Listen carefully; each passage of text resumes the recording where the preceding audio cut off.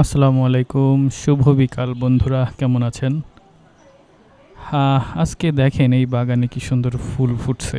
এটা আমাদের পাশের বিল্ডিংয়েরই ছাদের উপরে।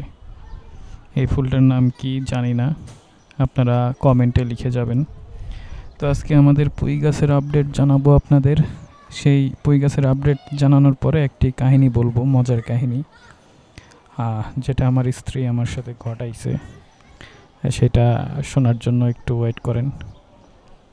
তো এই দেখেন কলমি শাক, কত বড় বড় পাতা, মাথা নষ্ট করা, ক্যামেরাতেই আটতেছে না।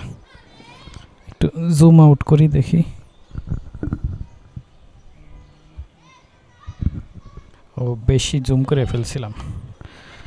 আচ্ছা, এই দেখেন পুঁই গাছ বড় হইতেছে। পুঁই গাছের পাতা বেরোইছে বেশ কয়েকদিন হইল।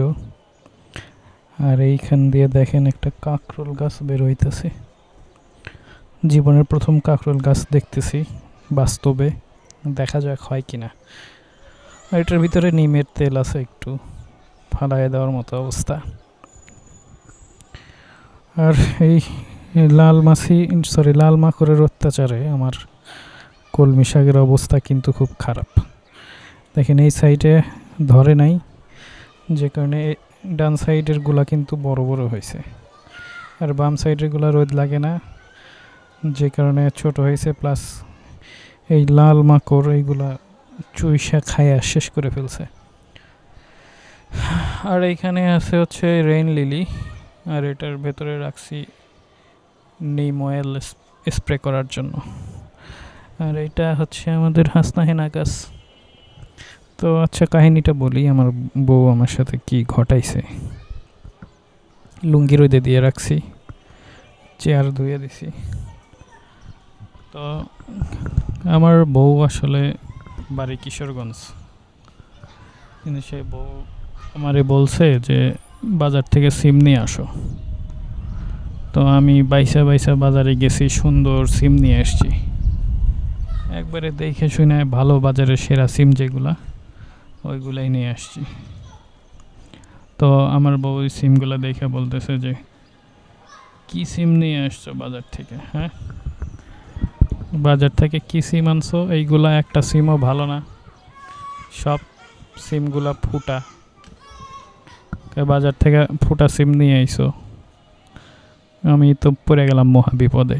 কি ব্যাপার, বাইসা একটা করে সিম দেখে নিয়ে আসলাম যাতে পোকা না থাকে। আর আমার বউ আমারে কয় সব সিম নাকি ফুটা। এখন আমি কই ফুটা সিম হবে কেন? আমি তো সব বাইসা আলোর দিকে ধইরা দেখলাম যে কোনোটাই ফুটাও নাই, ভেতরে পোকাও নাই। ফুটা নাই মানে ফুটা না সিম, মানে আইসা দেখো যে সব সিম ফুটা। তারপরে আমার নিয়ে যায়, দেখায় যে এই দেখো এই সিমটা ফুটা, এই সিমটা ফুটা, এইটাও ফুটা। 100টা আনছে, তার মধ্যে 90টাই ফুটা।